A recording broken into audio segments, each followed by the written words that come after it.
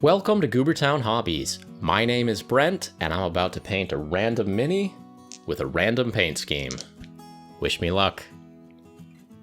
In the game of Goobertown Roulette, I roll the dice to decide on the flavor of the day's painting challenge. Then I roll a primary and a secondary color to use. Time to roll again. The mission. 6, theme challenge. But what theme? 2, misery, a theme of misery. Colors. 2 is a cool color. Primary color will be red violet. Secondary color will be warm color. Will be orange red. Okay, what's the model?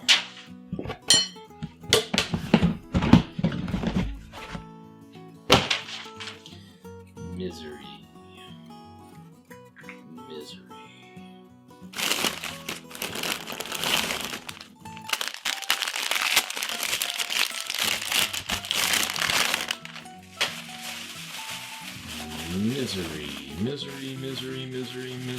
Misery. Oh, that's misery. I looked up this mini and found out that we have the previous model for Icket Claw. This amuses me since I love Warhammer Total War and this character was recently released for that game. This episode isn't about that though. This episode is about making him miserable. The good news is that he isn't sculpted to be happy or silly. This isn't a funny orc or a squig or anything like that, so that's good. Worst case scenario, he'll end up looking serious or stern, but I think I can find a way to make him miserable. I noticed that he's missing his backpack, so let's see what we've got in the bits box. I couldn't find Icket's original backpack, but I did find some decent alternatives. Chemical tanks, pouches, weapons, even a bucket. In the end, I decided to go with this simple blunderbuss slung across his back. We rolled a color requirement of red violet and orange red. These colors are a little bit uncommon, so let's think about this. I like red violet for the robe, but the red orange took a little more thought. Part of the challenge here is that these two colors clash. If we think outside the box though, some browns are orangey red. So is rust. Also, bronze is like a metallic orange red, so we've got some possibilities here. For other miserable colors, my first instinct was to go dark and gloomy. So I started slapping on the base coats. Nothing fancy here, just putting down thin layers of paint until I get some decent coverage. So this is the 5th episode of Goobertown Roulette, and it's about time. Episode 4 came out about 7 months ago. That is to say, episode 4 came out when the channel Goobertown Hobbies had 50 subscribers. So 50 people have been waiting a long time for this. For everyone else, this is a great time to explain what this series is all about. This channel has a theme of learning and growing, finding new ways to paint, and developing new skills. It's about using our creativity to tackle challenges. It's about just giving things a shot and seeing what you can come up with. I was able to put all that stuff into this game. I took a bunch of old minis, wrapped them up in little paper bags, and threw them in that treasure box. Then I did my best to forget what all minis were in there. As of this recording, I think there are somewhere around 150 different minis in that box. 150 random challenges ready to be unwrapped. For the actual game, I wrote up rules so that the dice can decide how I'm going to paint a model. Depending on how I roll, I might have to do a speed paint, or I might have as long as I want. Or maybe I need to use a certain technique or material. In this case, I needed to evoke a certain theme. The dice told me that that theme was misery. Then, a few more rolls of the dice pick the main colors. These randomized instructions get me to paint in ways that I wouldn't ordinarily choose to paint. They force me to explore, to try crazy things, and to learn something new. If I'm able to pull it off, if I end up with a cool mini, then it's a wonderful feeling. So in this video, I'm painting a Skaven. I've never painted a Skaven before. When I pick models for myself to paint, I just tend to pick other things. But fate gave me this Skaven. Often, when I paint, I choose bright colors, and the themes that I choose are maybe described as fun or cool. I never choose to paint miserably. This game is getting me to broaden my horizons. I'm going to get a lot of new experience out of painting this single model. Like I said, this was a mini that I probably never would have chosen to paint, so it's a wonderful use for this little guy. Okay, let's check back in with the painting. I'm doing my best to get a decent balance of colors across the figure. The red-violet robes are in place, as is some gray armor. I'm trying to incorporate the required orange-red wherever I can. I changed my mind on some of the bits a few times, but there's nothing wrong with that. It's only paint, and we can change colors as many times as we feel like it. Switching gears for a moment, for these theme challenges, I'm inclined to use a larger display base to really set the scene. At first, I was thinking that I'd put him on a blasted land with pools of toxic glowing waste. That would be a fun project, and it's pretty miserable, but I came up with a different scene that really tells the story of why this figure is miserable. Check out these other bits that I found. Rats. I've got a big metal rat and some small plastic rats. To a Skaven though, these are kin, buddies, or at least pets. I'm sorry for what I'm about to do, the dice made me do it. What in the world is more sad and miserable than a dead pet? I've done it, I've cracked the code, I've solved the riddle. Icket Claw is going to be standing in a barren landscape with a dead pet. And like I said, I'm sorry, the dice made me do it.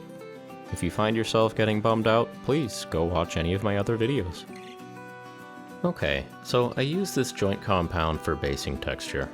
It's actually not great for this purpose, but live and learn. Anyway, I'm going for a tundra look. I want some hard-packed snow and ice to be there, something nice and barren.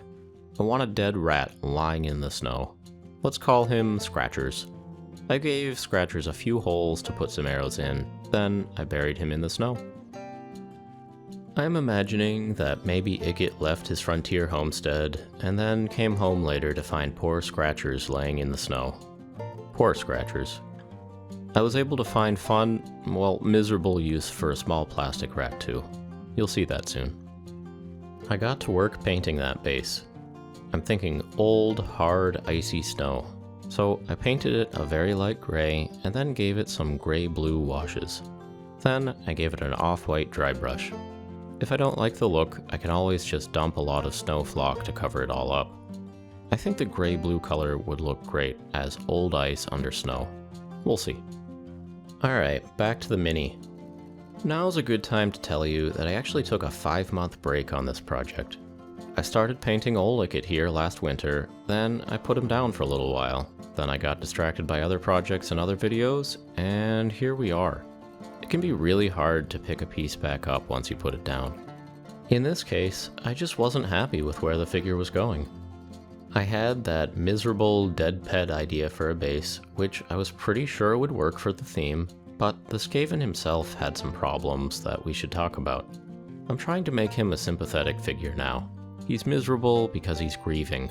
I want the viewer to be able to connect with him. But the way this figure is sculpted, and the way that I've been painting him, it's hard to see his humanity. Partially, that's because he's a rat, but the colors I'm using and the model itself really aren't helping. I painted the few patches of exposed fur a dark color, and it's hard to distinguish it from his armor. He looks like a robotic rat, not like a grieving parent. The detail on this model that I really came to dislike is the helmet. Not only does it cover most of his face and obscure his eyes, it's also so asymmetrical that my eyes don't even gravitate to the face. It makes it hard to care about this guy's emotions. When I first saw this mini, I saw a grim-looking Skaven, so I thought he'd be perfect for a misery theme. But the way his head is obscured really makes that tricky. Okay, enough complaining. After 5 months, I picked this back up and started to solve some problems. Picking a project back up again is hard, but let's do it. First off, I sawed a plastic rat in half and got out some green stuff. It turns out that this rat fits perfectly in Icket's claw hand. 2 dead pets. We're gonna make this guy miserable. I did my best to position the halves of the small rat so that he looks limp in Icket's hand. I sculpted a new tail for him as well, so that it droops and drags behind as he's carried. This is Tickles. Poor Tickles, with that cute little nose. He didn't deserve this. The dice made me do it, guys. I'm sorry. I'm so very sorry. Moving on, I added some purple shade and some light highlights to the robe. I don't know that this makes him any more sympathetic, but it does make the model look better. As I was painting this character, I started thinking about the movie Gladiator. Maximus goes home to Spain and finds that his family has been murdered. His family has been murdered, and it's his fault. He wasn't able to protect them this time. For this model I'm painting up, Icket Claw has come home to find his rat family murdered. Incredible sadness and misery are washing over him. We're seeing him shortly before he blacks out and somehow wakes up in a ludus in North Africa. Yeah, that part never made sense to me either. But just think, if the dice had come up differently, I might be painting Icket as a pit fighter right now. That's the beauty of Goobertown Roulette. Anyway, I changed his skin tone and his fur to a lighter fleshy color so that we can see it better. Being able to see the actual rat person behind the mask should help us connect with him, at least a little bit. Then I added some edge highlights to the armor. Again, this makes the model look better, but I'm really trying to get my eye to notice the head. That asymmetrical helmet with all the odd shapes stapled to it almost acts as camouflage for his head. It's just hard for me to see him as a character. Hopefully some highlights will draw the eye a little bit. I was starting to get a little bummed about this project again. I really don't like that helmet, but I decided to get him based and see how it all looked. I painted scratchers on the base. Poor scratchers. I didn't put a ton of effort into him because I was planning on putting a bit of blood and snow on top. Then I took Icket off of his temporary base, filed down that pewter tab, and glued him onto the snow. This actually made a huge difference. Basing a mini always helps, but in this case the base really tells a story, and putting the two halves together really gets us somewhere.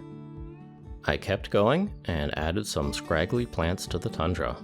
Some of these are just army painter tufts, but I also threw in these tiny dried flowers from the craft store. Then it was time for some blood effect.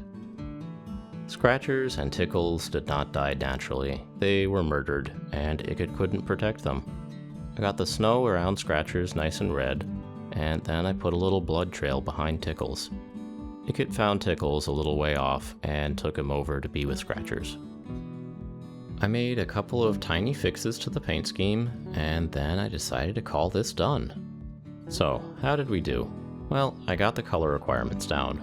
Red-violet robe, orange-red-brown leather, and I think copper counts as metallic orange-red. I think the colors red-violet and pure orange-red clash pretty badly, so I think I found a decent workaround here. Rust would have been another way to get that red-orange onto the model, but I didn't have to resort to that. The overall quality of the paint job is meh. I just wasn't loving the Icket model enough to pump too many hours into it. I'm proud enough of myself just for picking this model back up again after so many months on the shelf. It's so easy to abandon a project halfway through, and I'm glad that I was able to take Icket to a place where I can call him complete. Finishing this model is nice on its own, but it also means that Goobertown Roulette is back in production. Goobertown Roulette Reloaded. Buckle up. As for the theme of misery, yeah, it's there. His helmet hides most of his face, so I wasn't able to tell the story with his expression. I had to use his surroundings to do that, but I think it's reasonably effective. This is a video though, so I have other ways of setting the mood. I can change the music, and I can tell you a story. I can tell you a story about Icket Claw. Icket Claw on the day everything changed. He's standing in a field with his friends, Tickles and Scratchers. Tickles and Scratchers aren't really there though. They're gone now, and Icket is alone. He's standing there in the cold. The snow drifts around his feet. He's stood there a while now. He doesn't know how long, and it doesn't matter. He has nowhere to be. Indeed, he barely knows where he is. He doesn't know how he got here to this place. How he got there, how it came to this, how he's there and his friends aren't. They didn't deserve this. No creature was ever as loyal as Scratchers, or as trusting as Tickles. It's just him now. His friends are only in his memories. Deep down, he knows that he must continue on and bring those cherished memories with him. He must find a way to go on, and yet there he stands, alone. Whoa, that got dark there for a second. I'm sorry. The dice made me do it. I take the Goobertown Roulette rules very seriously. If anyone needs a bit of a pick-me-up, I encourage you to go watch Goobertown Roulette number 4. That one has a much happier theme. Sorry again, everyone. Let's close this out here. I'd like to encourage you to try a challenge like this for yourself. Paint something different from time to time. Force yourself outside of your comfort zone and see what you come up with. I'm also curious, given this Icket model, how would you have made it miserable?